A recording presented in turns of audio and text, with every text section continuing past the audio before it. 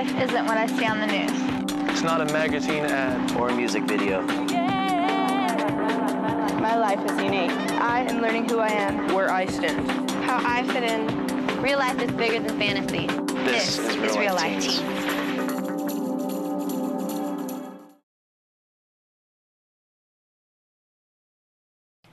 Yeah, I see kids coming to school stoned every day. I think it's mostly because of the problems they have, and they smoke it because they think it's the way out, and it's really not. A lot of kids go to school, either it's on pills or on marijuana. I think drugs such as like marijuana, pills, ecstasy, shrooms, it becomes like a priority now instead of just like something that they do for fun. It's like with any addiction, if you're like alcoholic or whatever, if you're not going to admit to it, then you're screwed. Their home life isn't as good as everybody else's, and the only people that they can turn to is the kids on the street.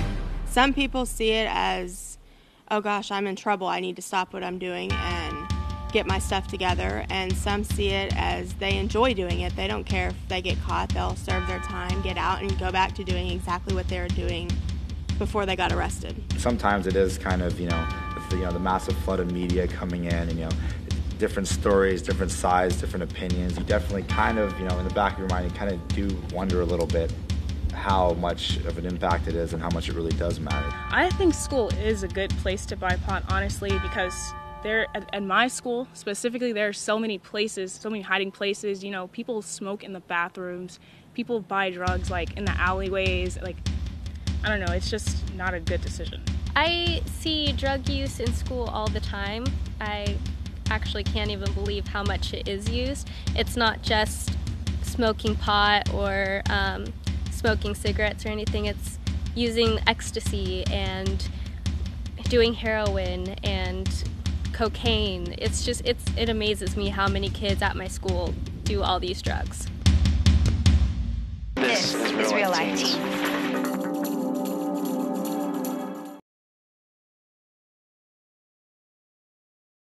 Teens will often experiment with mind-altering substances for many different reasons.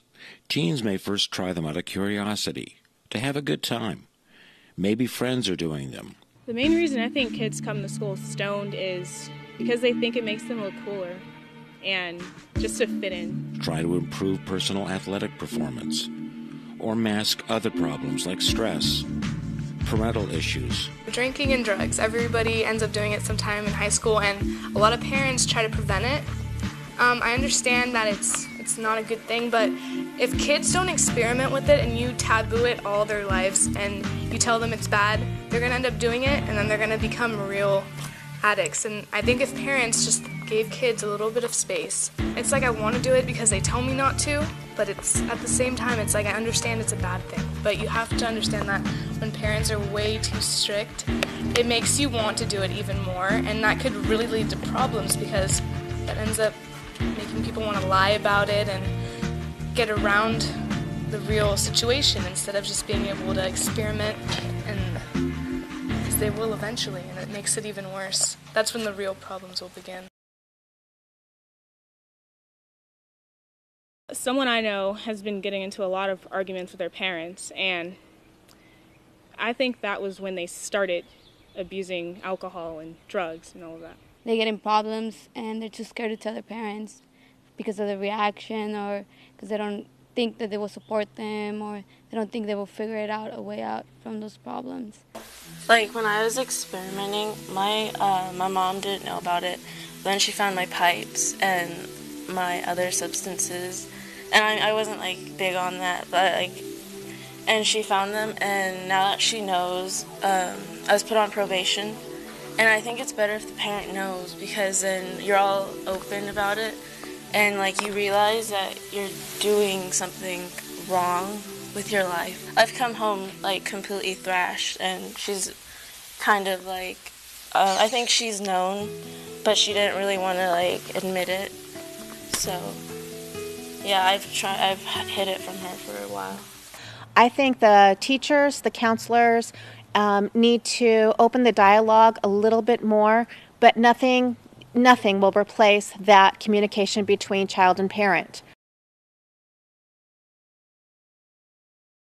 Whatever the reason, teens who do experiment with mind-altering substances often continue to use them because the substance either makes them feel good or it stops them from feeling bad. It affects their way of thinking. I see it as they don't think right. They are too focused on doing something bad that they forget what's good in life. Whatever they are using, they are all drugs. Many teens believe drugs will help them think or be more popular, stay more active, or make studying easier, improve test scores. Others are simply curious and figure 1 or 2 times won't hurt, while others just want to fit in and take drugs due to peer pressure. I think peer pressure is the main part of why kids abuse substances nowadays. I think peer pressure has to do a lot with the problem. I mean, there's so many kids at my school that try stuff because they see their friends doing it. I don't think it's right that they should be doing that, but that's how they feel they should be acting. I was around them because we were together since 4th grade. My school was from 4th to 12th. And we all grew up innocent little kids. And then as time went by, the older kids started peer pressuring us. And sooner or later, some people went into it. I think kids start doing drugs and stuff just because they want to be cool and they just want to feel accepted and fit in. Experimenting with drugs or alcohol may not automatically lead to abuse, but each use adds to the risk of developing a serious and continuing abuse and addiction problem. One of my friends has been moving around ever since he was little, and his parents basically told him that they didn't want him, so they were divorced and push him from place to place. Since that move, he couldn't find anything else to do but smoke weed and cigarettes and drink by himself. But when he came back, he was a totally different person. We used to be able to just hang out, listen to music, do anything together, but he just started he started with weed, and then he found a new love was ecstasy. Loved it, couldn't get enough of it. There's I can't even explain how much he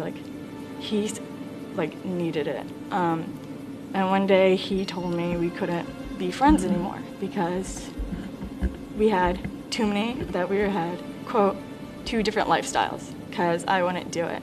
He's like, you don't like to party, listen to techno, or anything. So he stopped hanging out with me until I would do it.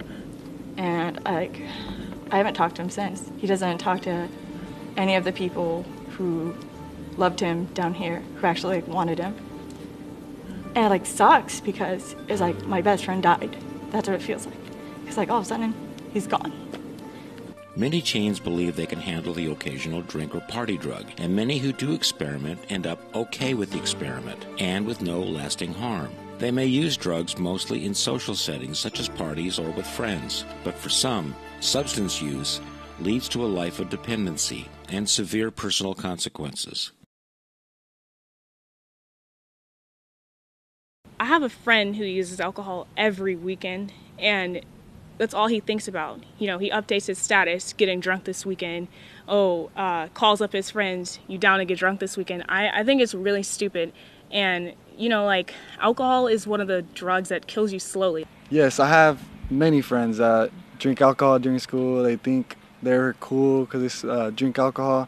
Seeing kids walk around completely drunk, wobbling, talking nonsense, and it's scary to see, to have them act that certain way and just not make sense why they would do that at school. High school is tough enough on its own. There are tremendous pressures placed on today's student. Fitting in, making the team, developing relationships, completing assignments. The list goes on and on. Add to this pressure the use and abuse of substances, and there's a disaster in the making. A lot of times our principal, she would come into our classes and she would smell us, she would check us, and it was just awkward because I didn't get it. I was like, why does she smell us? And everyone said because she knew how marijuana smelled. She knew when everyone was on it. She knew if you were not yourself. She got to know you on your own level.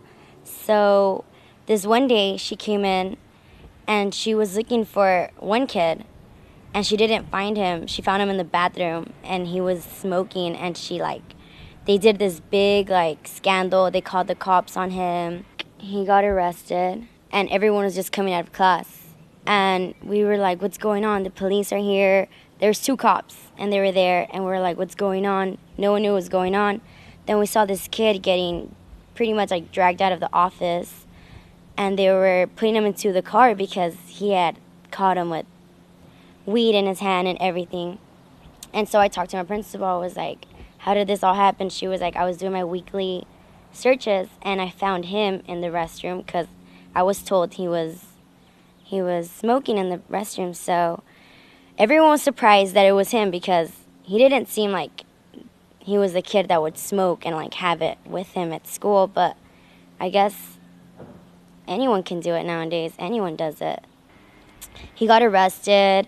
They asked him if there was anyone else involved with him, and he said no. So he's in jail right now. He's serving. He's been in there for 8 months. So he's in there because this is the second time he got caught. Occasional substance use often ends up going beyond their social life and extends into use while in school. Being stoned at school is a serious problem with serious consequences. My close friend, he was caught drug dealing in school, and we all had lockers, and most of us shared lockers. Our lockers were all being searched just out of nowhere, and it so happened that my friend that day had an abundance of marijuana in his locker room. Police was after him. They all had dogs and everything, and they were focused on that locker room because, like I said, he was so high that he didn't even realize that people could smell it just right next to it. And so the cops came. My friend, actually, someone told him, gave him a heads up, so he jumped out of he jumped the gate and left the high school. And now the cops got involved more, and they eventually caught him at his house. Stoned teens expose themselves to a variety of substances ranging from inhalants, cough syrup, prescription medicine often intended for others, methamphetamine, speed, cocaine, heroin, ecstasy, and many others. I don't necessarily see people using pills all the time, but I do see people smoking pot a lot at school. The way they act on the pills, though, is just not their normal selves. They come into class kind of tired or maybe even hyper than usual, and it's just kind of scary to see their reactions to how they're acting. Kids steal their parents' prescriptions because they want to seem like they're cool. They want to tell everyone they have something and they could share it, and they want to just be crazy for a while, and it doesn't make sense because they're not themselves, so they pretend to be this persona they're not. I did know of guys who sold drugs and took them from parents or kids that had injuries and athletes that would sell their drugs that they had left over. According to studies, the most significant use of substances and being stoned in school among teens is marijuana, followed by alcohol. I, have experimented before, and it's helped me learn, because I've seen what, drugs and alcohol can do, and I don't want to go through that. My friend who drinks every weekend, when he was younger, he played every sport you can think of: basketball, football, baseball, everything. But it all started when he was about 16. He started getting into more arguments with his dad, and then that's when all of the drinking started. Every weekend, almost every weekend, just drinking. That's all he could think about the whole week during school, and it caused his grades to slip and everything. And I just think that stuff is really dangerous and just not worth even trying. Students who smoke marijuana are more than twice as likely to cut classes than those that don't smoke. Regular marijuana use has been shown to be associated with poor academic performances. The truth is, drugs don't solve problems. They simply hide feelings and problems. When a drug wears off, the feelings and problems remain or become worse. A friend of mine really went off the rails when he got into drugs. He thought it was the cool thing. It would make him popular. And it did. It made him very popular. The popular people, it seemed like, were doing all the drugs. And he eventually went off the rails and quit high school. He moved in with friends. He slept on couches until he hit rock bottom and realized he had to go to rehab or he was going to be a homeless person for the rest of his life. Substance use leads to a life of dependency and severe personal consequences. I think kids are dropping out of school because of drugs and alcohol, because they don't want to be there anymore, and they think that they've already failed themselves. That's what I think. I just think they want to sell drugs so they could buy more drugs, so either they can take them or they can just sell it to their friends. I do think that the effect of the money, like he said, being in your hands and wanting to sell and be a part of that is just why gangs have so much influence on drugs within the youth community. I have a cousin who has a gang involved in his life, and now he's in prison for life for choosing the wrong path, for trying to hang out with friends, for using drugs, for making money, dropping out of school. It led him to murdering one person, and from murdering that one person, it just led to him in the wrong path. He's always told people, oh, you know, school is this, you know, no one really needs school. When I'm making money, over 10,000, 20,000 in less than a matter of hours.